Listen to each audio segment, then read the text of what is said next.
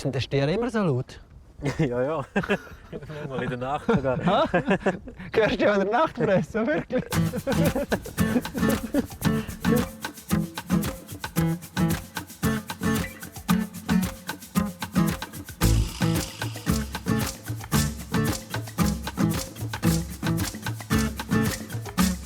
Also die Selbstvermarktung, die hast du eigentlich erst angefangen, seit ihr den Hof übernommen habt? Meine Eltern auch schon. Schon lange, ja.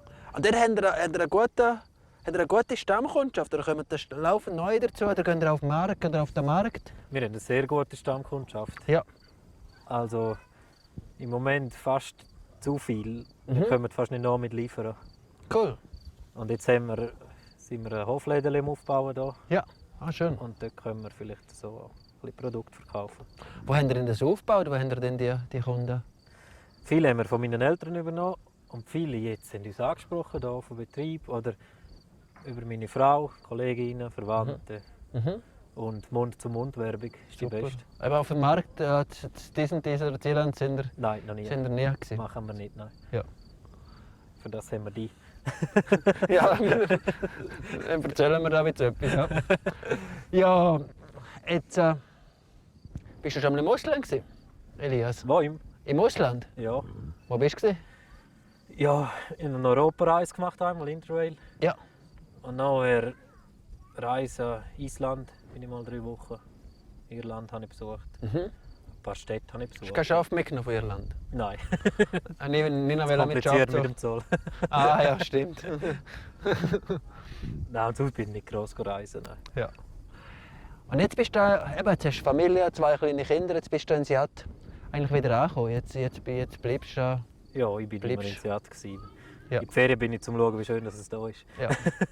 Schön. Hast du mir vorhin gesagt am Tisch, eben, dass bei Mutterkuh Schweiz ist denn Soja verboten? Ja, weil du Soja angesprochen hast. Wenn ich Soja angesprochen habe, genau. Das, gell, ich sage einmal, die Tiere, die wir verarbeiten, haben weder Mais noch Soja. Weil der Normalkonsument weiss das nicht. Jawohl, genau. Und ich meine, die 300'000 Tonnen Soja, die man importiert, die wird im Unterland gefressen.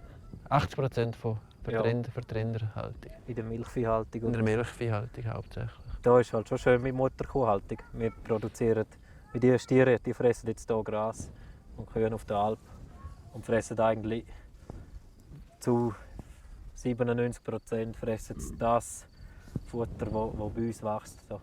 Ja. Das ist für mich ist das schon noch wichtig. So kann man einen geschlossenen Kreislauf machen. Ja. Dann gibt es Dünger, der wieder passt auf den Betrieb. Es ist wenig Zukäufe und auch finanziell viel interessant. Ja.